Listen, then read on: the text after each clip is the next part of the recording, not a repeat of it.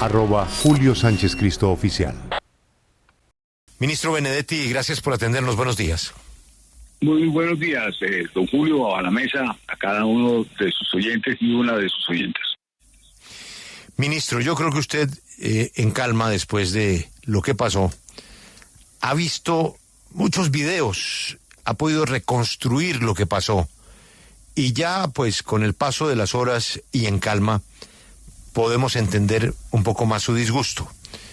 ¿Usted considera hoy aún que esos malandrines se robaron la votación? Hola Julio, sí, yo aún considero que esos malandrinos se robaron hoy la votación por dos cosas inéditas, raras y locas que pasaron ayer.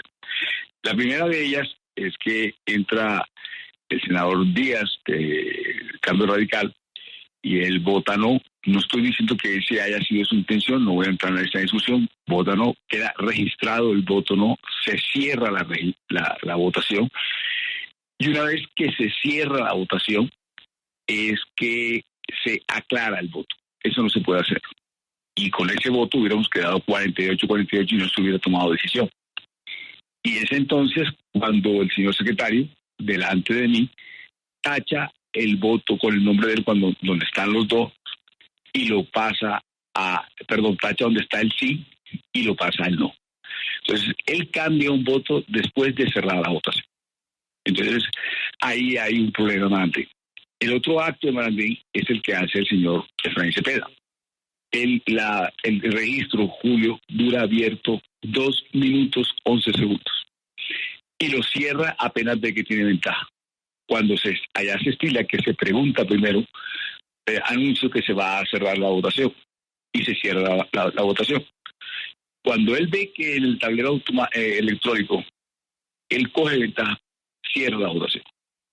Nosotros teníamos los votos. Quiero insistirle en eso y lo voy a repetir hasta la saciedad. Nosotros teníamos los votos. Había más o menos 6 personas que estaban entre el sí y el no por votar. Y le puedo dar nombres, no sé si usted me los pida para no molestarlos, pero había 6 senadores, de los cuales, Julio, 3 ya venían entrando al recinto para votar. Y él les negó la posibilidad de votar y les cerró la votación para que esas personas no votaran. Entonces, claro que hay 2 actos bastante fehacientes y yo voy a poner unas demandas penales, porque cuando yo me exalto y está en el video, y yo mismo lo puse, porque yo nunca iba a increpar al señor secretario, yo lo que le estaba pegando a la mesa, porque yo le estoy señalando que cómo va a hacer eso, y él tacha el nombre donde está el no y lo pone en el sí, y da la votación 49-47. Entonces, esos 2 actos, y repito, poner a disposición, abrir el registro 2 minutos cuando por reglamento se puede 30 minutos. 30 minutos se puede. Entonces, esos actos no son ni democracia ni democráticos y cometer un error, creo yo, peor todavía, Julio, del que se cometió la vez pasada, el 11 de marzo, en la Comisión Séptima. Pero como usted también lo dice, es un día agridulce, porque entonces se ganó con la apelación de un proyecto de ley que es el gobierno, de unas ideas que viene defendiendo el gobierno. El Congreso se comprometió con un cronograma que presentó la misma doctora Angélica Lozano. Ella presentó un cronograma de por qué se puede trabajar, porque es que, mire, Julio, resulta que demoraron 9 semanas en tomar la decisión de la apelación. Ahí también hay una falla y un bloqueo institucional. Entonces la toman porque está la consulta, ¿verdad? Pero al tomar porque está la consulta, faltan 5 semanas. En esas 5 semanas deben entonces decidir cuál es la comisión, ya lo decidieron. A quiénes son los ponentes, la ponencia, discutirlo en comisión para luego discutirlo en plenario. Eso no se hace 5 semanas, pero como usted muy bien lo acaba de narrar y relatar, usted dice, tendrá que trabajar de lunes a sábado. Yo voy a dar un grupo legislativo del Ministerio para que haga un seguimiento día a día de qué es lo que se va a hacer en el Congreso de la República para ver en qué se ha avanzado en el tema de los derechos laborales. Entonces, ayer otra vez, ¿quién se fregó? La clase obrera. Bueno, ministro, pero hay que empujar a que la discusión se dé y que claro, se apruebe lo más conveniente para la clase obrera y trabajadora.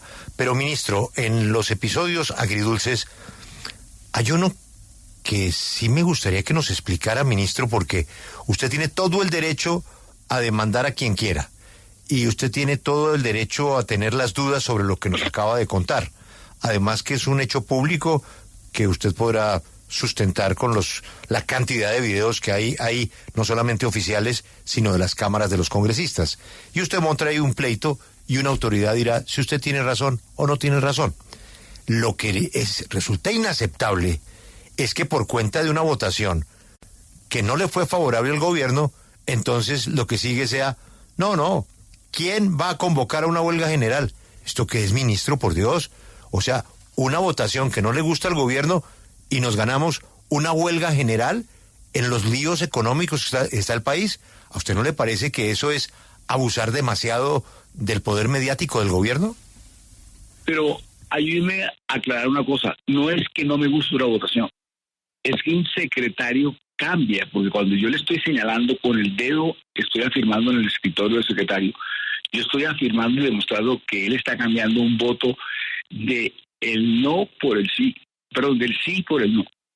Es que no es que yo me esté molestando ni es que a mí no me guste que haya perdido, no. No, yo se lo acepto. O sea, es que delante pero de explíqueme por cuenta de eso que usted vio convocar una huelga general, paralizar el país porque perdieron.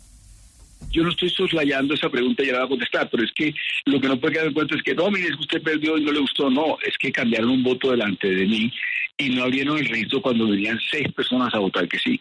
Con 6 le ganábamos bastante y él sabía que venían caminando a votar y les prohibió y les quitó el derecho a votar y solamente abrió el registro 2 minutos. Es que esos 2 hechos es lo que hace que uno se moleste. Bueno, a ver, yo podría leerle, si usted quiere, el trino que puso el presidente Gustavo Petro con relación a los chats, que a mí me pasa absolutamente de todo, parece que fuera nuevo en estos días, porque lo que pasa es que detrás de mí había unas cámaras en un sitio que se llama La Pechera, donde están los periodistas y estaba pendiente de los periodistas que estaban arriba y los que estaban detrás de mí. Entonces, por eso pasa. Pero cuando se está hablando de huelga, yo en ese momento no estoy hablando de la huelga general como tal. Yo lo que estoy hablando en ese momento es lo que tiene que ver con una manifestación, que es la que se estaba en ese momento como armando o qué era lo que se podía hacer, y las manifestaciones como siempre han sido, en el que tiene que ver con una narrativa que es de paz, de alegría y que todas han sido de paz y multitudinarias. A eso se refería y a eso tengo entendido porque yo me acabo de levantar ahorita, me dormí un poco tarde, un poco traumatizado con las agridulces de hoy y ahora me acabo de levantar y estaba leyendo los chats de los trinos del señor presidente y en uno de ellos ya dice que va a volver a presentar otra esa consulta y habla sobre que empezamos en Barranquilla el próximo lunes. Señor ministro, ¿cuáles eran esos 6 senadores que ya estaban entrando al recinto para depositar o para registrar su voto? Yo no quiero comprometer el sí o el no, pero eran 6 que estaban, de los 6 había ya 2 o 3 que estaban entrando al registro. Estaba Ana María Castañeda, estaba Temístocles, estaba Díder Lobo, Miguel Ángel Barreto, Liliana Benavides y el senador Trujillo. Ellos 6 estaban también Peralta. Marta Peralta no la dejaron entrar, ha podido esperarla a que llegara, pero en 2 minutos nadie alcanza a llegar porque la votación fue intempestiva. O sea, le estoy hablando de 7 senadores que estaban más cerca del sí que el no, y él le cerró la puerta para que no votara, y lo hizo adrede, y apenas en el tablero él ve que hay una ventaja en favor de el no, cierra la votación. La votación, el registro duró abierto 2 minutos y 11 segundos. Eso, en una votación tan importante, es extremadamente poco tiempo. Ministro, se ha hablado de varias opciones que está planteando el gobierno, además de eso que usted nos menciona del trino del presidente Gustavo Petro de los cabildos. También leía que el director del Departamento de Prosperidad Social, Gustavo Bolívar, hablaba de una recolección de 10 millones de firmas que también iban a arrancar a hacer eso la próxima semana. Finalmente, ¿por qué se van a decantar ustedes? ¿Van a apoyar o no van a apoyar esta propuesta que se revive del proyecto de reforma laboral en el Congreso? He escuchado varias, he escuchado la recoger las firmas, pero ya otra vez al Senado de la República. Esa sería una forma, ahora sí, de hacer campaña recogiendo las firmas para buscar defender esos derechos laborales. También he escuchado que los candidatos de este lado, por así decirlo, sean las personas que salgan a recoger las firmas o salgan a hacer campaña en favor de los derechos laborales. Pero como bien lo decía Julio ahorita en la narrativa, es un día agridulce y hay que salvar lo que ayer logramos hacer nosotros, que era revivir el proyecto de ley, que creo que solamente se ha hecho una o máximo 2 veces en toda la historia legislativa, que una plenaria se puede apelar ante una plenaria una decisión de una comisión y se cambie la decisión, o por lo menos sea la alternativa de estudiarla en otra comisión. Entonces, también vamos a estar atentos a que se pueda debatir y estudiar ahí, siempre y cuando no sea otra con la que nos han hecho, con la que nos hicieron la Comisión Séptima, en la que lo hicieron ayer. Pues usted entiende que el nivel de confianza es nulo, porque de pronto lo que van a hacer ahí es dañar el proyecto para decir de que el Congreso sí quería, pero nosotros somos los que no queríamos, y se la estoy advirtiendo desde ahora. Sí, señor ministro, el presidente Gustavo Petro hablaba de que se va a acoger a lo que digan los cabildos, pero ¿quién va a certificar eso? ¿Se va a votar? ¿Eso va a estar por encima de lo que diga el Congreso de la República? ¿Cómo van a funcionar esos cabildos? Según entiendo yo, que estos cabildos tienen que ser conformados y compuestos por de diferentes actores sociales, los trabajadores, los sindicatos, los indígenas, los campesinos, los estudiantes. Ellos son realmente los que conforman ese tipo de cabildos y son los que quedaron en cabildo abierto, por lo menos convocado por el señor presidente, para que tomen la decisión. Y de ahí seguramente saldrá la expresión. Creería yo que una de ellas es volver a presentar la consulta, porque así lo dice la ley y se podría hacer otra vez. Sí, justamente quiero ir a ese punto, ministro. ¿Cuándo presentarían ustedes la consulta? Porque fue también lo que dijo el presidente Gustavo Petro ayer en su alocución presidencial, que pedía al Senado otra vez votarla. Sí, claro, porque una de las formas de volver a demostrar de que fue una tramoya y fue un acto de malandrines, el hecho de cambiar el voto después de que se había cerrado la votación, o aclarar el voto, o que cerrar la votación después de 2 minutos nada más para que otros no pudieran votar, claro que sería muy bueno volverlo a poner otra vez en sana paz, estar todo el mundo en alerta, porque a nosotros se nos quedó un voto que fue el de Marta Peralta, porque ella quería votar, que ella estuvo en todas las sesiones, yo la vi todo el tiempo, el día martes y el día miércoles, completamente inmersa en el debate, y se fue un momentico a la oficina y entonces votaron a la brava y cerraron a la brava el registro.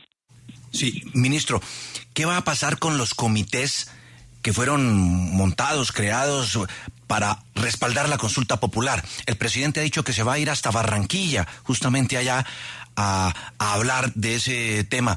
¿Esto va a seguir adelante? ¿Se van a recoger firmas ahora, a intentar una consulta y un movimiento motivado más desde las calles? Esos comités siguen vivos, y ayer varios de ellos me llamaron y estaban bastante molestos y dolidos y lastimados con lo que había sucedido, porque ese día yo me le acerco al presidente Cepeda y le digo, no vayas a cerrar la votación, que no lleva ni un minuto en ese momento, y él estaba estaba muy nervioso, estaba muy, ¿cómo explicarle? Estaba nervioso, porque él quería cerrar la votación y como que no tenía en ese momento las agallas para hacerlo, pero finalmente le salieron. Señor ministro, quiero que me explique algo que mencionaba y es cómo ustedes reclaman y levantan toda esta pelea por el voto del senador Edgar Díaz. No le están mintiendo al país, señor ministro, porque es que el voto de él es claramente de oposición. El sentido de su voto era negativo y sobre eso no hay discusión. Ayer lo que simplemente ocurrió fue una aclaración, como ha pasado muchas veces con votos manuales en otros debates.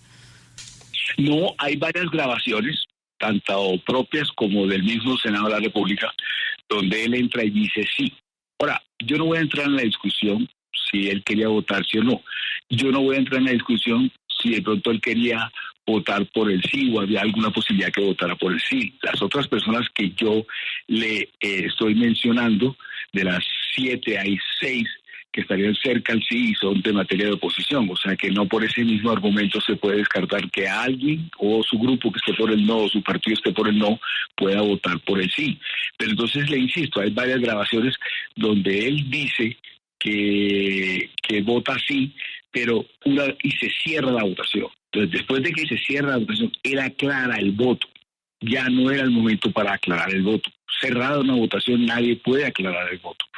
Y a mí me contesta el secretario, porque me lo contesta, y me dice, estoy cambiando el voto, y ahí es cuando le empiezo a señalar, porque entonces daban al principio más votos por el no que por el sí. Yo estaba justo al lado del secretario porque me empecé a dar cuenta de que Cepeda empieza a decirle al secretario que dé la respuesta a los votos manuales, y es cuando me dirijo para ver qué es lo que está sucediendo, y este señor está haciendo trampa.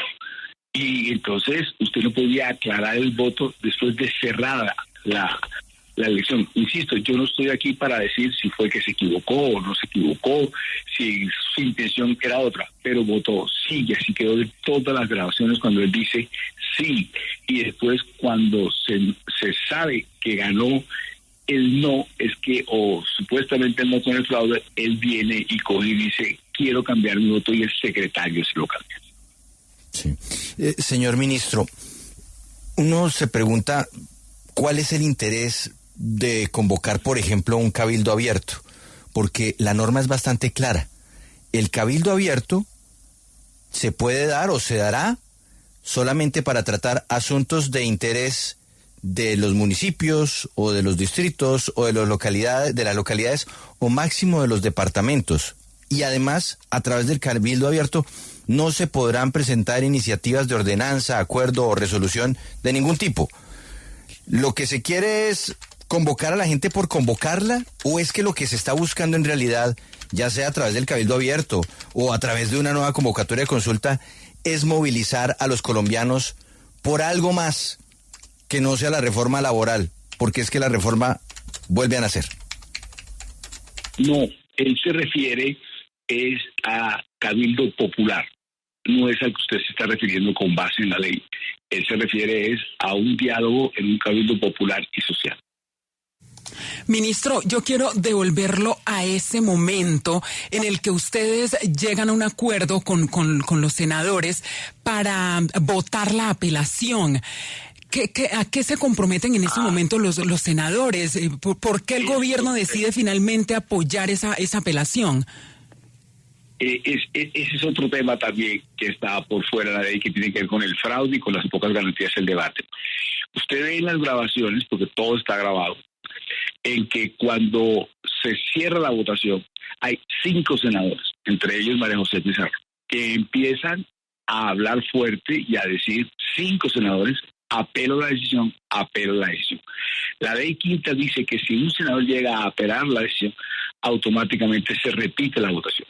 Y el señor Cepeda lo que hace es que levanta automáticamente la sesión. Se me había olvidado otra perla más que sucede ayer, de que es contra el reglamento, que hubo fraude y que había una decisión de arrasar con cualquier cualquier destello de supuestamente democracia. Porque es que lo que hicieron ayer fue una cosa bastante burda y de malandrines. Sí, señor ministro, pero para temas de claridad, ¿cuál es la diferencia si al final para muchos se va a discutir el tema que ustedes querían, por ejemplo, las horas extras, el tema de la reforma laboral? Si ya se va a discutir, ¿por qué volver a presentar la consulta popular? ¿Cuál es la diferencia? Bueno, en este caso, porque me gustaría saber ahora sí a ciencia cierta cómo fue la votación, porque es que lo que le ha pasado a las reformas sociales con el señor presidente de la República es antidemocrático, es bloqueo institucional y es con unas prácticas que nunca antes se habían visto en el Congreso de la República. Se había hundido antes en la Comisión Séptima cuando unos senadores que no tenían por qué firmar la ponencia la firmaron. Y aquí resulta que cambian el voto, aclaran el voto después de cerrar la votación, no dejan votar a unos senadores, cierran el registro de los 2 minutos, viene y coge y no deja que haya apelación. O sea, hay una cantidad de cosas fraudulentas y de malandrines que es algo insólito. Entonces a nosotros, o por lo menos desde mi punto de vista personal como ministro, me gustaría ahora sí con toda la lupa que diera la garantía otra vez para que todo el mundo votara, que las personas lleguen y voten. Entonces sería bueno eso, pero nosotros no estamos bravos ni tristes porque es un proyecto del gobierno que es ayer fue reunido la apelación, el proyecto fue reunido otra vez con ponencias de Ariel Ávila, senador verde que apoya al Pacto Histórico y al gobierno, y con Pedro Flores, el Pacto Histórico. Ellos dos fueron los que hicieron el informe con el cual se revivió ayer el proyecto de ley que es de la reforma laboral. Sí, ministro, el ministro del Trabajo, Antonio Sanguino, anoche, después de la reunión que se estuvieron con la bancada y con ustedes en la Casa de Nariño, dijo que se van a emprender una serie de acciones penales, disciplinarias, por lo que pasó en la tarde de ayer. ¿Podría decirnos contra quiénes y qué delitos se cometieron? Bueno, el primero está de cambiar, allá ahí puede haber fraude procesal, puede haber también fraude en documento público, y lo otro es una tutela que la va a presentar la doctora Marta Peralta, si no estoy bien, yo estoy en una parte en esta reunión, y también tiene que haber las tutelas con las que tiene que ver con que Marta Peralta vote y el derecho a votar y las actuaciones del presidente Cepeda. Hay gente que estaba hablando también de mandar ante la Corte Suprema al presidente Cepeda por su actuación ayer. Es que lo de ayer arrasó completamente, eso lo trataron como si eso fuera una finca, literalmente. Es que yo he estado 20 años en el Congreso y por más interés que tuviera un presidente en estar en contra o a favor de un gobierno, nunca antes había pasado lo que pasó. O sea, abrir el registro sin avisar, sin que tocara la campanita famosa que siempre tocan allá para votar un proyecto tan importante. Pues nadie me puede decir que este era el proyecto más importante que el Congreso ha tenido y que por primera vez trabaja. Hay algo en el Senado de la República en esta legislatura, a las 5 de la tarde no hay quórum. Nunca más volvió a haber un debate de control político al gobierno habiendo tantos opositores. Usted no encuentra que el Senado trabaje realmente. Y esta vez que estaban trabajando por primera vez, abre el registro de forma intempestiva, atropella a la gente y cuando viene llegando la gente a votar, cierra el registro. Es que estaban en la puerta del recinto para votar, porque sabía que esos votos no le convenían. Eso no es una actitud democrática, sino un malandrín. Señor ministro, le cambio el tema. ¿Usted ha tenido alguna noticia sobre Carlos Ramón González? Porque pues se sabe, por supuesto, que él está siendo investigado en este momento por la justicia, pero lo que no se sabe es dónde está. ¿Usted sabe dónde está? No, yo no tendría por qué saberlo.